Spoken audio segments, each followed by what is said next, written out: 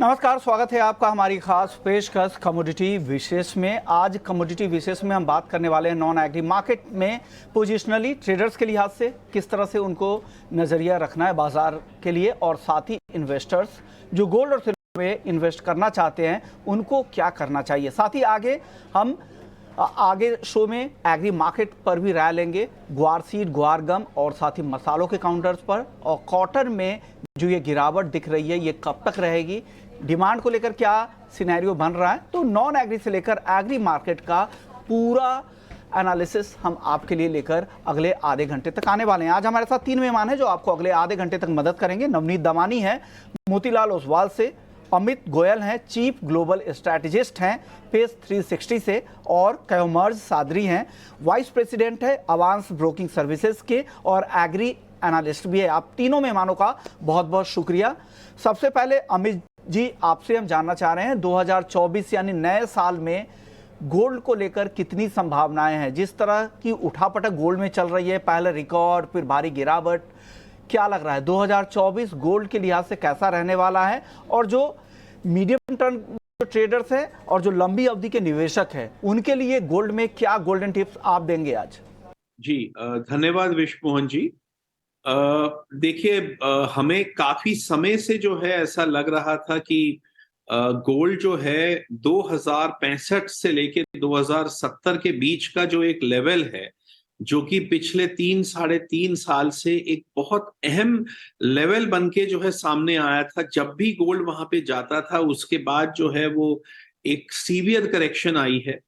एक बार 2070 जाके जो है हम 1770 आए, फिर एक बार 2070 जाके हम 1615 आ गए, और इस बार फिर जो है मई में 2065 और 70 के बीच में जाके हम लोग $1810 तक हुआ है। मेरा ऐसा मानना है कि गोल्ड में एक बहुत लंबी कंसोलिडेशन हो चुकी है, और गोल्ड ने एक बहुत बड़ी लॉन्ग टर्म रैली की है वो शुरुआत कर चुकी है, और ये जो है ये बहुत दूर तक जो है ये रैली जाएगी। आज जरूर जो है मतलब ये जो है देखने की बात, ये एक अहम बात है कि 2148 जाके हमने गोल्ड को 2075 तक का हमने लेवल देख लिया है। मगर मुझे लगता है कि ये एक नी जर्क रिएक्शन है। पहले एक नी जर्क तेजी आई और उसके बाद उतना ही शार्प जो है वो फॉल आ गया। मगर अगर मैं लॉन्गर टर्म की बात करूं तो गोल्ड बहुत ज्यादा हमें अच्छा दिख रहा है, और मुझे इसमें कोई शक की गुंजाइश नहीं दिख रही है कि गोल्ड ना केवल 2150 बल्कि 2200 का लेवल जो है वो अगले महीने 2 महीने में या मैक्सिमम 3 महीने में कायम करेगा। और अगर मैं एक साल की बात करूं तो $2400 का जो लेवल हमें पहले भी दिखता था, और हमें आज भी बहुत क्लियरली दिखता है कि एक साल में $2400 का लेवल एक बहुत ही साधारण और सामान्य लेवल है जो कि आपको देखने को मिलेगा। नवनीत जी, ये तो बात हो गई इन्वेस्टमेंट के हिसाब से कि आपको क्या करना है। अब नवनीत जी, अब आप बताइए, गोल्ड में अगर किसी को पोजिशनल नज़रिया किसी का है तो क्या करे, किन लेवल्स पे एंट्री करे, कहाँ एग्जिट करे, आपका गोल्ड को लेकर टारगेट क्या है, स्टॉप लॉस क्या है?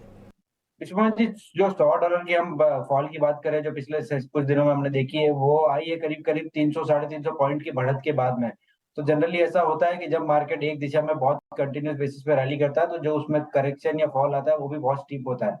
तो मेरे हिसाब से फॉल एक बहुत अच्छी बाइंग अपॉर्चुनिटी से अराइज हो रहा है, क्योंकि अंडरलाइन टोन जो है वो गोल्ड का काफी काफी क्वार्टर्स या काफी महीनों के बाद मैं कहूंगा पॉजिटिव साइड पे जाता हुआ नजर आ रहा है।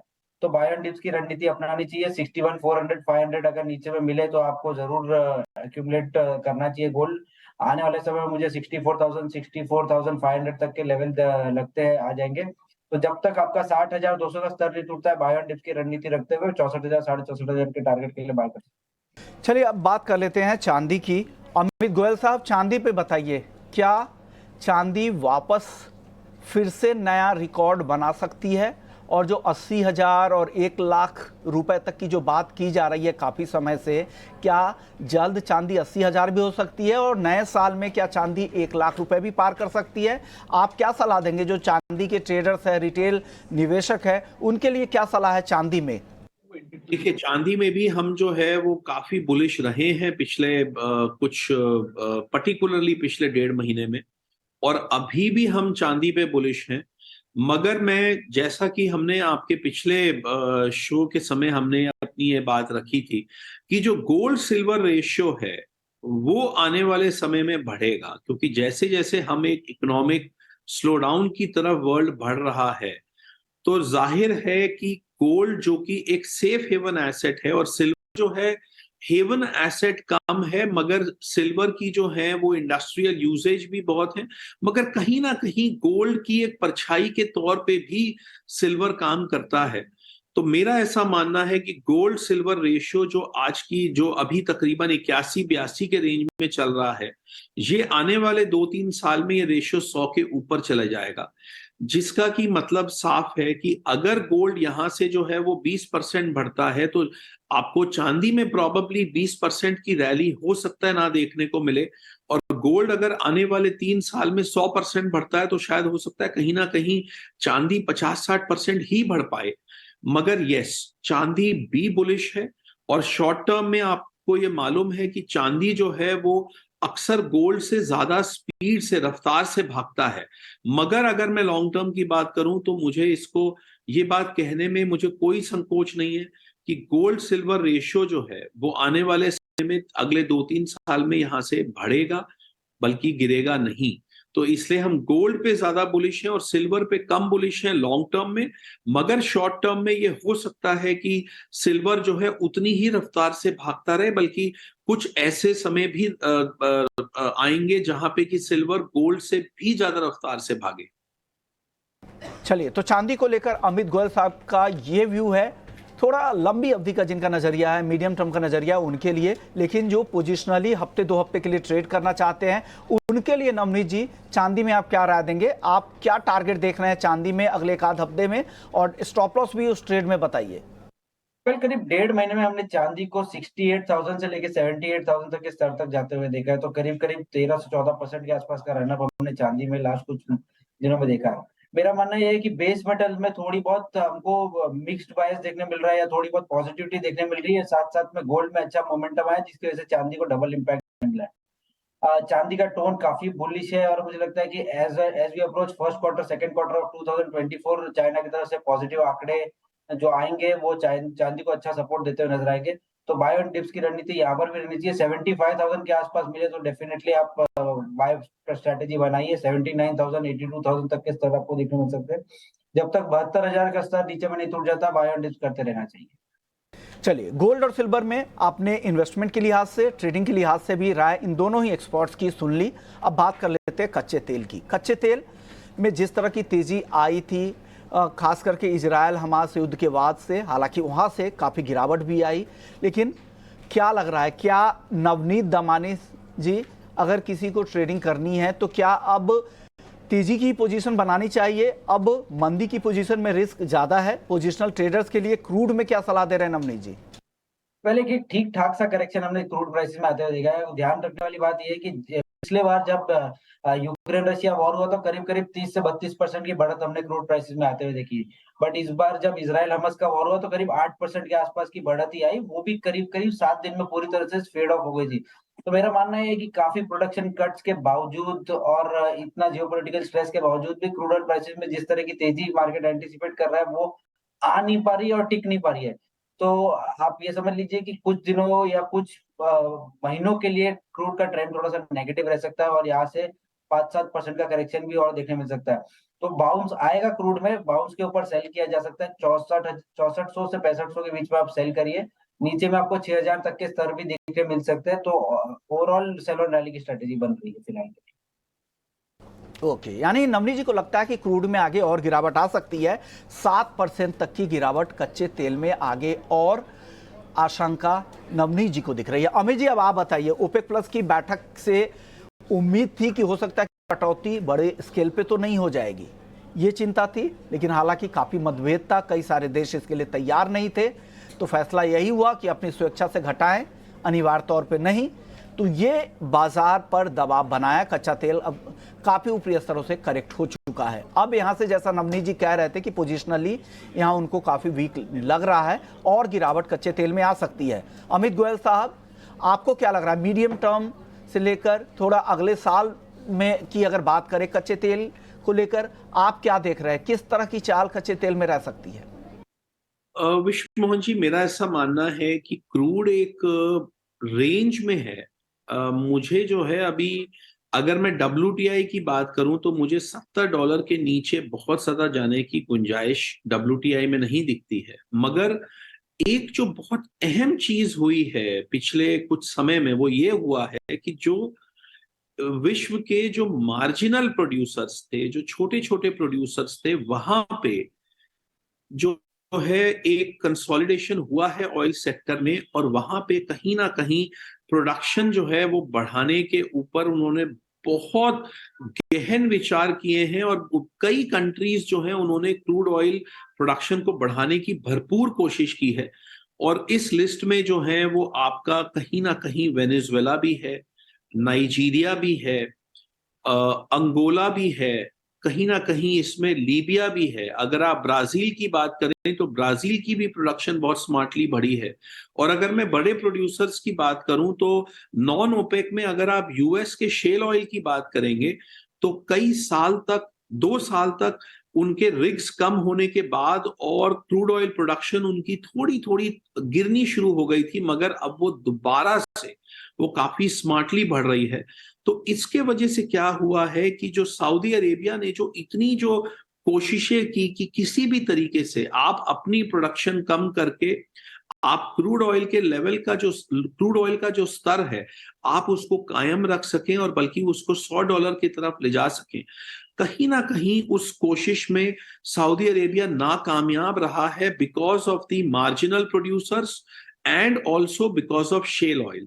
तो मेरा ऐसा मानना है कि क्रूड ऑयल में अब आने वाले समय में जो अपसाइड है वो अब थोड़ी सी गुंजाइश कम होती जा रही है, मगर साथ में डाउन साइड भी बहुत ज्यादा नहीं है। तो मेरा ऐसा मानना है कि WTI 70 से लेके $80 और ब्रेंट जो है वो कहीं ना कहीं 74 से लेके $84, ये एक ब्रॉड रेंज है, और हो सकता है आने वाले हम 2 3 4 महीने उसी रेंज में हम लोग निकाल दें। अमित गोयल जी, नेचुरल गैस को लेकर आपका क्या आउटलुक है, क्या लग रहा है वहां पर क्या होगा? नेचुरल गैस देखिए, अनलाइक क्रूड ऑयल जहां पे कि वर्ल्ड की एक बहुत बड़ी मार्केट है, और क्रूड ऑयल में जो है वो एक मार्केट और दूसरी मार्केट के बीच में बहुत ज्यादा प्राइस का गैप नहीं होता है। मगर नेचुरल गैस में ऐसा नहीं है, क्योंकि उसमें ट्रांसपोर्टेशन कॉस्ट जो है वो एक बहुत बहुत बड़ा परसेंटेज है एक टोटल कॉस्ट का। तो इसके वजह से आप ये देखते हैं कि जहां पे यूएस में जो है वो नेचुरल गैस का प्राइस जो है वो बहुत कम है, तकरीबन 3 से लेके $4 के बीच में जो है वो प्राइस चल रहा है। मगर यही अगर मैं बात करूं यूरोप की, तो यूरोप में कई गुना है नेचुरल गैस का लेवल। तो ये जो नेचुरल गैस में रशिया यूक्रेन वॉर के वजह से जो डिसरप्शंस हुए हैं वो अभी भी जो है वो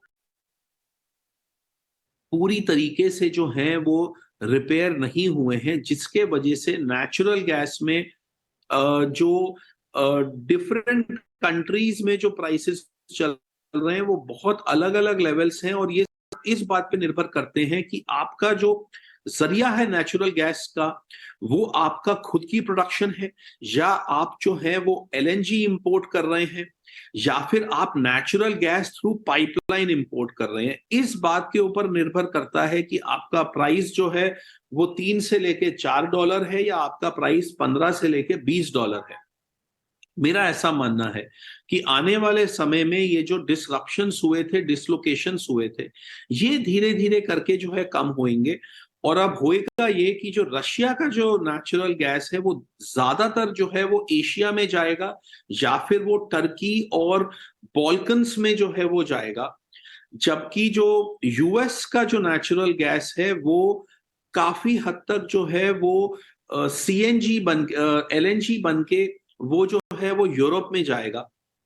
तो मेरा ऐसा मानना है कि जैसे जैसे डिसरप्शंस कम होते जा रहे हैं, नेचुरल गैस के प्राइस में भी मुझे अब बहुत ज्यादा अपसाइड नहीं दिखता है। मगर एट द सेम टाइम, क्योंकि नेचुरल गैस एक क्लीनर फ्यूल है और धीरे धीरे जो है वो उसका यूजेज जो है वो बढ़ता जा रहा है at the expense of other fossil fuels, तो मेरा ऐसा मानना है कि नेचुरल गैस में डाउनसाइड बहुत ज्यादा नहीं है, मगर अब अपसाइड भी बहुत ज्यादा नहीं है, तो वो भी एक रेंज बाउंड है। क्रूड ऑयल भी जो है वो रेंज बाउंड है। दोनों में ही मुझे कोई बहुत बड़े डिसरप्टिव मूव्स ना तो ऊपर की तरफ और ना ही नीचे की तरफ मुझे नहीं दिखते। अब नवनी जी आप बताइए कि नेचुरल गैस में आपको क्या लग रहा है? क्या नेचुरल गैस में एंट्री का मौका आपको दिख रहा है या यहाँ पर सेल कॉल बन रही है? पोजिशनल नजरिए से बताइए क्या करना चाहिए नेचुरल गैस में? नेचुरल गैस के पूरा जो मानसून या पूरा जो विंटर सत्र था ना, उसमें कोई खास रिएक्शन नहीं है। इनफैक्ट नेगेटिव बायस ही देखने मिला हमने। जो विंटर सेशन की शुरुआत थी, जहाँ पे पीक नेचुरल गैस की डिमांड होती है या 5 ईयर एवरेज के आसपास कहाँ पर है नेचुरल गैस, उसके हिसाब से प्राइस का अनुमान लगाया जाता है। वो 240 के आसपास हमने अक्टूबर में शुरुआत करी थी, एक बार 300 के ऊपर ब्रीफली गया और अभी हम जैसे बात करें तो 210 220 के आसपास चल रहा है। तो मेरे हिसाब से एक बहुत हेल्दी करेक्शन, ऊपर से 30% के आसपास का करेक्शन हम प्राइसेस में ऑलरेडी देख चुके हैं। अब ये सेशन जो ये मानसून सॉरी विंटर सेशन है, वो ऑलमोस्ट खत्म होने को आया है और जनवरी फरवरी के बाद में फिर से ध्यान जो है वो अंडरलाइंग इन्वेंट्री के ऊपर चला जाएगा। तो यहाँ पर अगर नरमी नहीं आई तो पूरी तरह से एक पॉसिबिलिटी है कि आपको नेचुरल गैस में एक रिवर्सल देखने मिल सकता है। 210 215 के रेंज में आप दिसंबर कॉन्ट्रैक्ट या जनवरी कॉन्ट्रैक्ट में बाइंग की इनिशिएशन कर सकते हैं। 235 के ऊपर का टारगेट रहेगा और स्टॉप लॉस 200 के नीचे रहेगा। अब बात कर लेते हैं बेस मेटल्स की। नवनीत दमानी, सबसे पहले आपसे ही बेस मेटल्स में जान लेते हैं कि आप क्या सोचते हैं बेस मेटल्स को लेकर। क्या लग रहा है बेस मेटल्स में क्या होने वाला है? एक दो हफ्ते के लिए कोई अगर टॉप काउंटर चुनना हो कॉपर, जिंक, एल्युमिनियम, लेड में से, तो आप क्या चुनेंगे? दो कोई टॉपिक अगर आपको चुनना हो, कहां पर दांव लगाने की सलाह बेस मेटल्स में देने वाले हैं आप? वेल, बेस मेटल में काफी मिक्स्ड रुझान है। एक तरफ से चाइना के जो आंकड़े हैं वो थोड़े से पॉजिटिव आते जा रहे हैं और दूसरी तरफ से यूएस की तरफ से एक पॉसिबिलिटी है कि रेट कट का announcement as early as March 2024 होगा, जिसके चलते हमने डॉलर इंडेक्स में भी एक अच्छा खासा करेक्शन देखा। 106 वाला डॉलर इंडेक्स लगभग लगभग करेक्ट होकर 102 के आसपास आ गया था और वापस अब 103 के आसपास है। देखा जाए तो कॉपर और जिंक पर कुछ खास बढ़त नहीं देखने मिली इसके इतना सारा मोमेंटम के बावजूद, बट सॉरी जिंक और एल्यूमिनियम में कुछ खास बढ़त नहीं मिली, बट कॉपर में पॉजिटिव मोमेंटम आया था जो कि करीब करीब 4% की रनअप लास्ट कुछ दिनों में दिखा है। कॉपर अभी भी बाय ऑन डिप्स वाला ही माहौल है और मुझे लगता है कि 720 725 के रेंज में मिले तो आप कॉपर बाय इनिशिएट कर सकते हैं। ऊपर में 740 45 तक के टारगेट देखने मिल सकते हैं और 700 का स्तर नीचे में टूटता हुआ थोड़ा सा डिफिकल्ट लग रहा है। दूसरा ट्रेड रहेगा मेरा जिंक में, जहाँ पे टाइम एंड अगेन ऊपरी लेवल से बिकवाली हो रही है, बट निचले लेवल्स पे एक वापस बाइंग इमर्ज होते हुए नजर आती है। जहाँ पर अब जो है कॉस्ट ऑफ प्रोडक्शन लाइन के आसपास हम ट्रेड कर रहे हैं और यहाँ से कुछ भी इंक्रीमेंटल फॉल होगा तो वो एक थोड़ा सा ऐसा फैक्टर रहेगा जहाँ पे कुछ माइंस वापस अपने या कुछ मेल्टर्स अपने प्रोडक्शन कैपेसिटी बंद कर दे, जो हमने अक्टूबर में और सितंबर में होते हुए देखी थी। तो ऐसा कुछ माहौल अगर डेवलप होगा तो ये जिंक के लिए पॉजिटिव हो सकता है और प्राइसेस को फिर से 2600 $2650 पे एलएमई पे ले सकता है।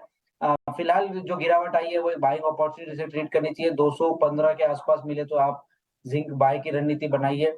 208 का स्टॉप लॉस रखिए, ऊपर में 230 235 का टारगेट देखने लग सकते हैं। अमित जी, नवनीत जी तो पोजिशनल व्यू बता रहे थे बेस मेटल्स पे, लेकिन थोड़ा अगर मीडियम टर्म का जिनका आउटलुक है, मीडियम टर्म के लिए अगर जानना चाह रहे थे कि बेस मेटल्स में क्या होगा, कहाँ तेजी कहाँ मंदी दिख रही है, तो आपकी भी एक राय बनती है। आप क्या सलाह देंगे बेस मेटल्स के ट्रेडर्स, कारोबारियों के लिए क्या करना चाहिए, उनको क्या लग रहा है यहाँ पर? देखिए, बेस मेटल्स को लेके जो है वो कहीं ना कहीं हमारा स्टैंड वही है जहां पे अभी कुछ हफ्ते पहले था कि देखिए 5-7% की तेजी या 5-7% की मंदी तो कभी भी आ सकती है। Based on global risk on है तो मेटल प्राइसेस बढ़ जाएंगे, ग्लोबल रिस्क ऑफ है, डॉलर बढ़ गया, बॉन्ड यील्ड बढ़ गई तो जो है वो मेटल प्राइसेस कम हो जाएंगे। मगर अगर मैं एक बड़ी अवधि की बात करूं या एक बड़ी मूव की बात करूं तो मुझे अभी भी जो है ज्यादातर बेस मेटल्स में मुझे डाउनवर्ड जो है वो स्कोप ज्यादा नजर आता है आने वाले 1-1.5 साल में, और उसकी वजह बहुत साफ है। देखिए, आज की तारीख में वर्ल्ड का जो सबसे बड़ा जो मंडी है, वर्ल्ड का जो सबसे बड़ा जो कंज्यूमर है मेटल्स का, इंडस्ट्रियल मेटल्स का, वो अभी भी चाइना है। हर बेस मेटल में 40 से लेके 60% फीसदी जो कंजम्पशन है वो चाइना का है।